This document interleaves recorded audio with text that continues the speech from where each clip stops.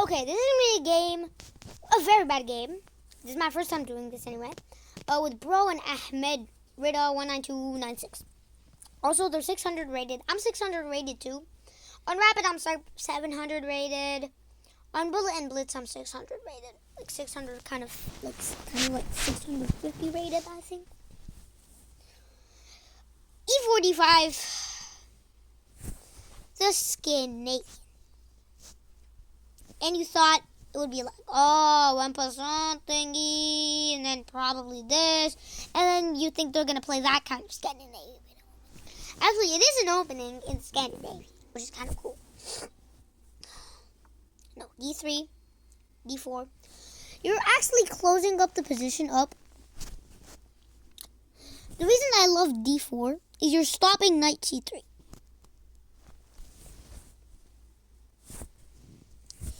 But there's just like, maybe you would have played something like, maybe you would have played something like here, you could have played something like maybe knight F3, which defends the pawn. What? In a second, right? Because it's never too late to lose a pawn that has one defender, right? But D4 is still fine.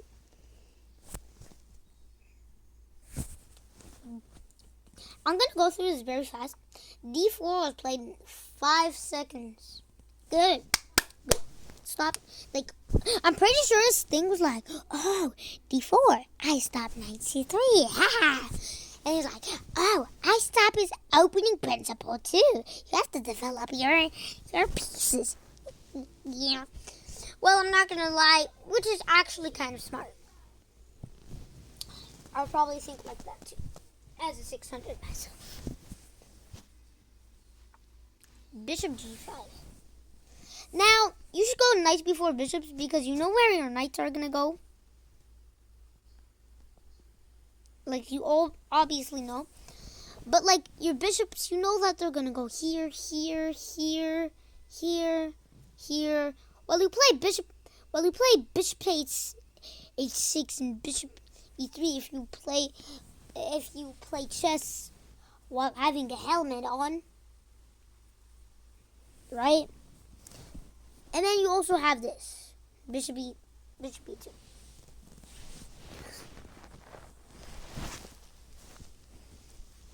Okay. Knight to d7. Now here, I would either prefer knight to f3, because you can't, like, bishops for knights is bad. And then if they do not trade, you can try to play something like here, like g6, and try to go knight g5, and maybe play something like c6, queen c7. And then after, you're going to be able to play like knight g4, and then get closer to the king. And then try to use and then maybe go like e5 or e6, and bring your bishop out, and then find a way to like stop the pawns from being frozen or something. Like, when I mean frozen, like they cannot move. Maybe harass the bishop, like attack it, build chain. There's many things white can do here. You could also go here instead of doing a chain. You can just go here, but like you could also gone here and then just threaten, not really threaten, but like prepare the peon kettle of the bishop. You could also go here after knight f3. Yeah, you're probably not going to even understand all those arrows. That's going to be a lot of arrows. And then you see this, and then like you're like, oh, I understand it. Right? Yeah. Well, you just should have heard whatever I said. Oh yeah, queen h5. Queen h5 is kind of bad. First of all, your queen can just get harassed. This is not really attacking the bishop though, because the pawn is actually pinned, so you don't have to go like bishop h4 or something. So that makes kind of like queen h5 kind of reasonable. I think it was like, oh, now he can't attack bishop, because if he takes bishop, I don't think that was what he thought. I'll show you why. Or, like, you have to harass the queen or something, or harass the bishop. Take over the center with e5. Yeah, right? Now, black here plays knight e5. First of all, you should put your pawns in the center, not knights. Knights, usually when they're attacked, putting them in the center is okay, but not all the time. Just going to say.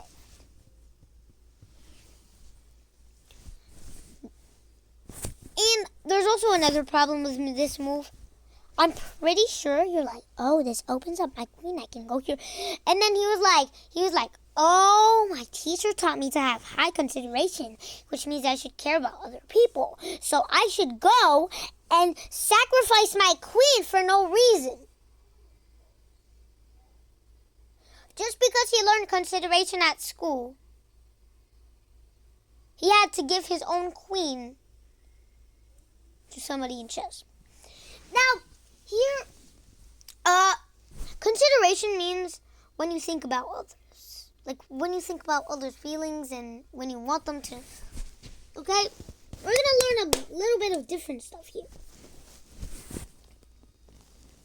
Yeah, knight f3, of course, they trade. Well, it makes sense to trade. And then, remember when I said that queen d5 was going to come? Because, and I said, oh, my teacher said I should have high consideration, and that means I should care about others. So how about I sacrifice my queen for no reason to make Ahmed Rida 19296 very happy? I think that was the whole process. Because actually he did it, and this doesn't even attack the bishop. It's literally pinned to this rook. So easy to see. Or maybe just try to harass the queen. Like, attack the queen. Attack the queen. Try to get it off of the H file, bro. Get it off of the H file, bro. Isn't it easy? If it goes somewhere in the G file, then you're actually attacking this bishop. Well, if you don't want to do that, you can probably, do a trade, because I know this doesn't make sense, but, that's how it's on, and then you want to develop, castle, queen side maybe, and there's no attack to come and go. There's only an attack on the king side. As you see, there's a queen and bishop on the queen side. So you have to go king side. So you have to go and try to castle queen side, and then they're gonna take a long time and make a maneuver to make a maneuver. Like imagine if the pawn moved and attacked this bishop or something, and then after somewhere like this, you can start harassing my king again. But then I could just move my king to the king side. Whenever they stop harassing my pieces, like attacking my pieces. That's how you should usually be thinking in chess. Yeah, but what they played here was stupid. I mean, it's not really stupid. Bishop h4 is an exceptional move. It's fine. It's good.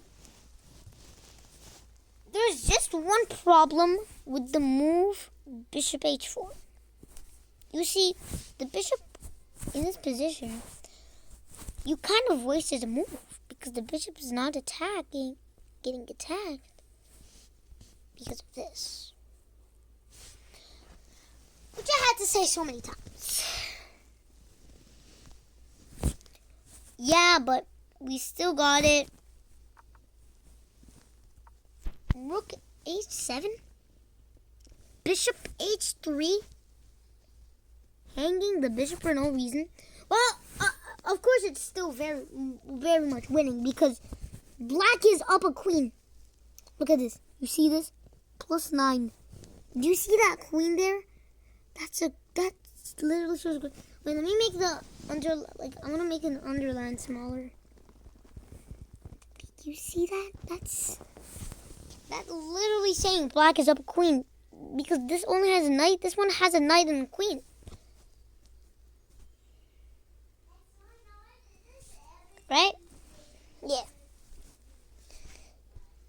But like, okay, we proceed to blunder the bishop. Here. Which is fine. You're still gonna be up 6 points of material. As you see. Like as you see, I told you it's still gonna be 6 points of material up. If we can go to the analysis and look at the evaluation bar, the evaluation bar is still +5. Because, like, you literally hung a queen, and your opponent hung a bishop. Right? Okay, I have to say one thing about D6. I'm pretty sure he was like, oh my god, I'm sacrificing a pawn. Because after that, queen, here. I prefer taking with the E pawn because after queen B5 check, you can go C6, queen A4, and something like B5, and then you keep harassing that queen. Or attacking. Harassing is technically the same thing as attacking. You know what I mean?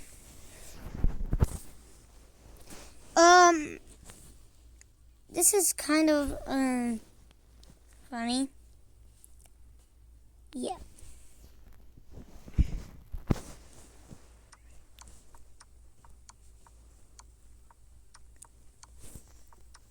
Did you just look at this position? Queen takes D8 is maiden 1. The bishop's protecting.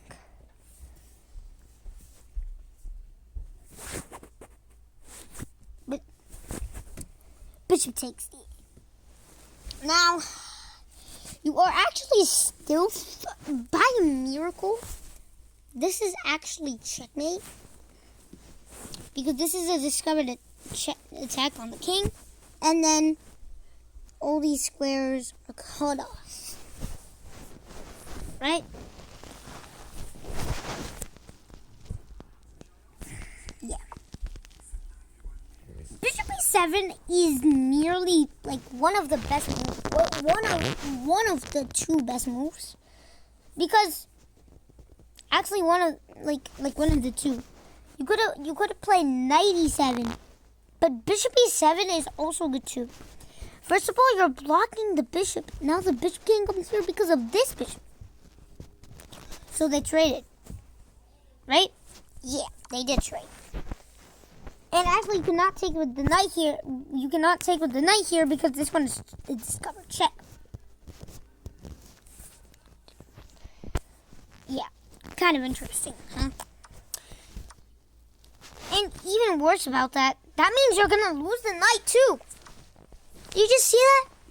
Even a white saw that you could take the knight. Which I'm kind of proud that, like, they're 600s.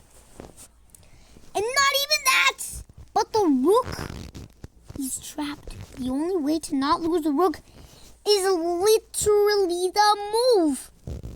Bishop F5. But no. Or bishop D2. Attacking the rook. Dangerous. And also attacking the opponents. It's a fork! Right?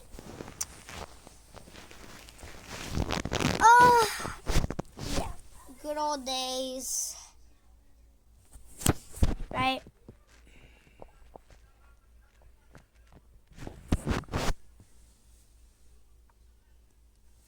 Bishop G2. But the problem is that actually bishop G2 does nothing because then there's rook G1. Takes. Bunch of checks. Did you see that technique though? Did you see that technique? Like here, you should probably the best move is just to fork the king and the bishop, right? And even crazier, that's literally what happens. It's literally what happens. Now, I'm going to show you kind of stupid moment here.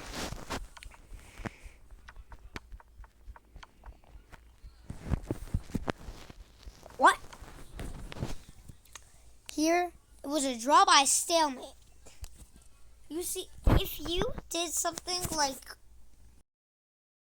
like before, like let's go to the analysis. So let's try going before. It's literally still made in two.